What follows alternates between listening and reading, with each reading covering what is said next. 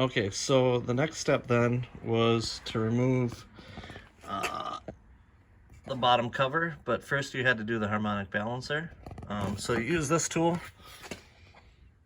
to hold it in place, and then you have a 24mm bolt, and you undo it, and then you can get that off. That's all T30s holding that in there.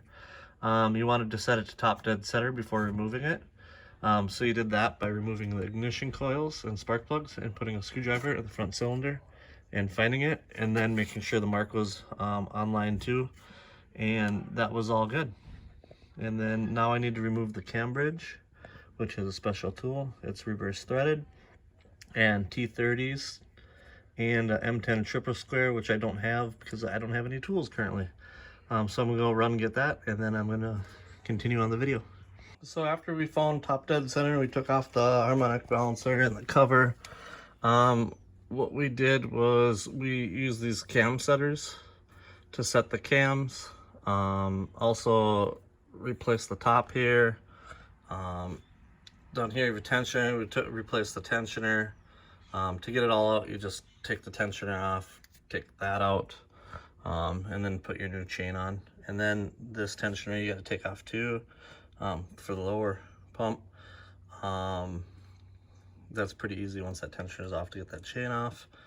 All in all, it's pretty easy to do once you're this far. Next step is put it back together and hope it runs. Okay, now we have the covers on, ready to go there. We need to put the spark plugs and coil packs back in. I need to put the tensioner.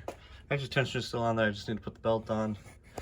I need to tighten that crank bolt to about 110 foot-pounds plus 90, and put the whole front end back together. But it's pretty much ready to go. Hopefully it works.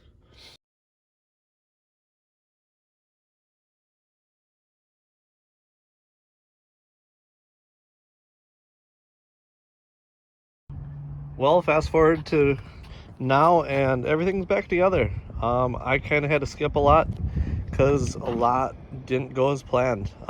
Put it all back together, the timing chain got running, and it still ran like absolute shit.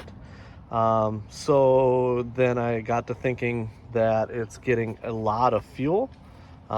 So I looked at the injectors, took it all apart and replace them, and turns out that not only was it out of time and the timing chain was stretched, but the injectors were, one was stuck open. So now, check it out. It's all back together. And the best part is